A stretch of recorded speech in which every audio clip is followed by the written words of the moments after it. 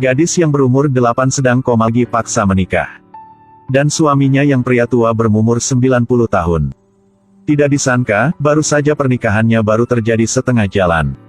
Pria tua ini lagi bernafas secara susah, dua mata berputar ke belakang. Lalunya jatuh ke tanah, dan langsung mati. Anggota keluarganya tidak mau terima pernikahan lagi jadi kematian. Jadi cepatnya salahkan pengantin berusia 8 tahun ini. Bilangnya dia yang kesialan.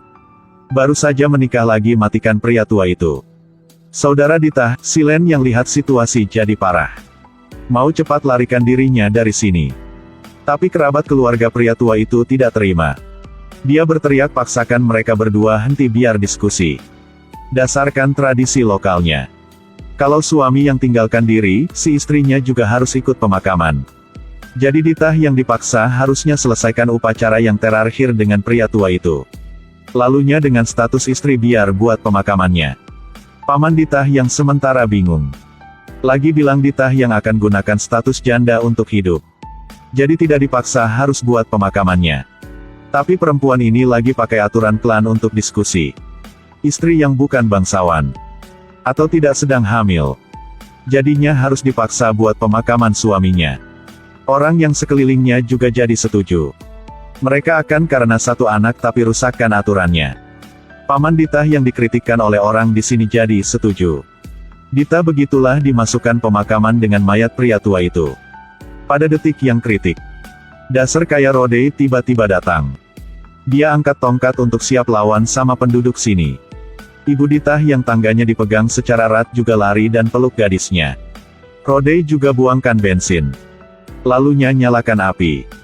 Dia kritik kelompok orang yang selalu ikuti aturan. Lagi mau bunuh satu anak. Rode secara marah langsungnya bilang. Kalau Dita yang tidak mati. Jadinya, dia harus tahan hidup janda yang lebih susah. Dia lagi harus kena keejekan yang parah dari masyarakat. Rode yang hampir dimarahkan oleh pikiran yang busuk itu. Jadi cepatnya bilang akan jadi wali buatnya. Jaganya sampainya dewasa. Ajarinya cara lawan buat haknya. Kerabat pria itu yang sangat marah. Tanya Rode jadi perannya apa kau mau jaga Dita? Para orang yang mempunyai uang seperti kalian. Bukannya hanya pikir wanita itu seperti mainan kan? Apa perannya lagi bilang buat Dita? Kelompok pria itu pelan-pelan dekati sama Rode. Saat ini mereka hanya mau jaga kesombongan buat pria tua yang mati saja. Rode yang tahu keluarga Dita hampirnya tinggalkan hidupannya di sini. Saya akan nikah samanya. Lalunya ambil titik merah terang letakkan di dahi Dita. Dia sekarang istri saya. Dia sekarangnya istri saya. Jadinya siapa yang berani nyentuhnya? Semua orang juga jadi bingung. Saat ini Rode yang lagi lebih bingung. Dia benar-benarnya kesni untuk ikuti pernikahan. Tapi tidak ngerti bagaimana lagi jadi pernikahannya. Lihat penduduk desa masih seperti harimau yang sedang tunggu mangsa. Rode yang hanya bisa terusnya pernikahannya. Saat ini Dita yang juga sudah bangun.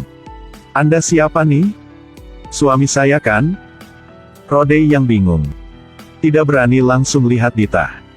Dita yang tidak tahu apanya. Lagi anggapnya sebagai suami yang kerebatnya carikannya. Penduduk desa tahunya Rode yang susah bilang. Itu mungkinnya dia ketemu masalah jadi mau lahirkan diri.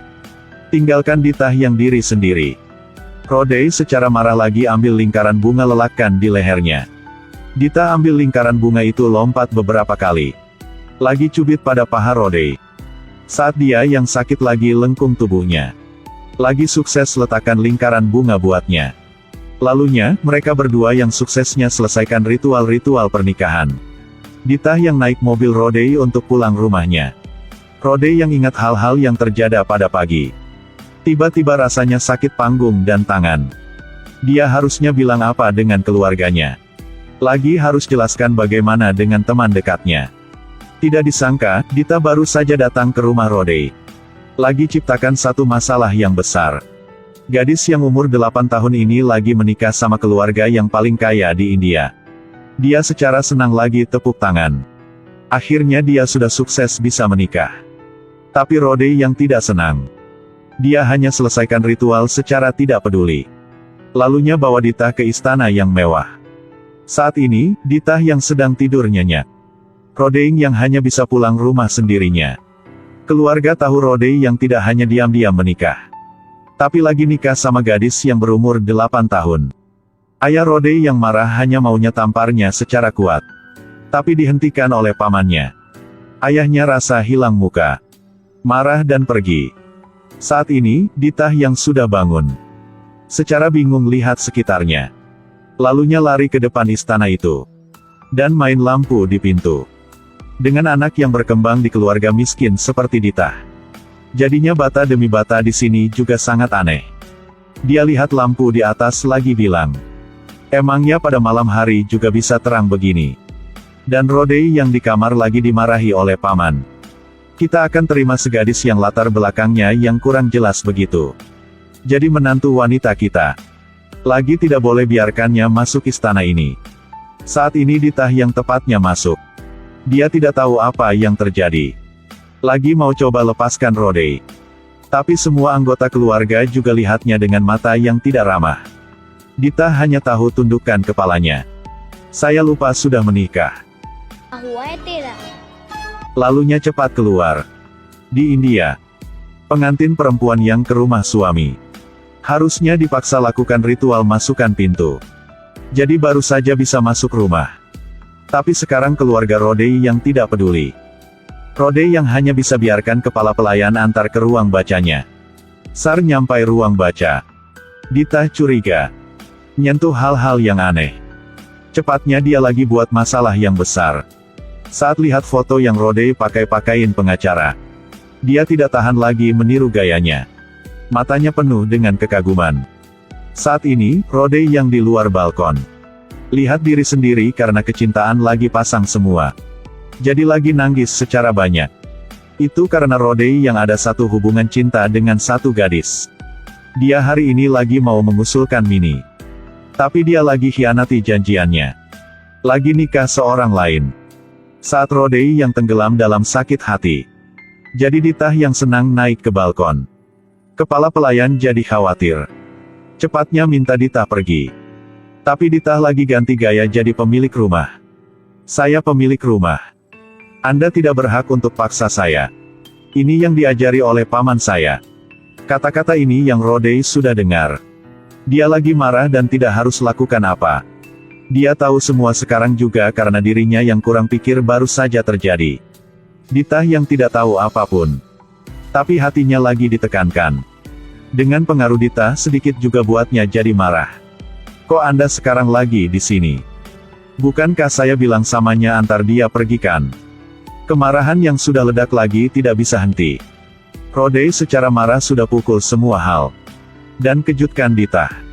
Dia cepat larikan diri. Dita tidak ngerti kenapa Rodei yang lagi jadi marah begitu. Dia diam-diam katakan pada dirinya. Nunggu ibu ambilnya pulang. Harusnya bilang sama ibu. Lalunya, dia menyelinap ke dapur. Mau cari sesuatu untuk penuhkan perutnya. Dia mengambil pot sebagai tangga, membalikkannya dan memanjat. Mau cari makanan di lemari. Tapi karena sangat pendek. Lagi tidak sengaja jatuhkan kotak. Suara itu lagi dapatkan perhatian semua orang. Pamannya menatap pada Dita. Dita yang malu dan jelaskan. Rodei yang diri di sampingnya juga tidak begitu kejam. Jadi bilang untuk bantu Dita.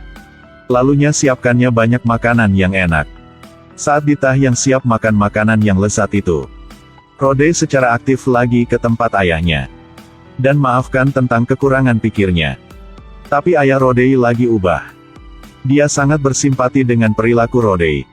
Lagi terus-menerus ajak Rodei minum anggur. Lihat prianya yang sudah pingsan. Dia baru saja jujur. Karena tidak terima yang diat menantu wanitanya. Kalau sebelumnya Dita yang janda. Jadi gagalnya pernikahan. Biar dia kembali rumah orang tuanya, itu biasa. Jadinya dia sudah kumpul beberapa janda. Untuk paksa Dita untuk pergi.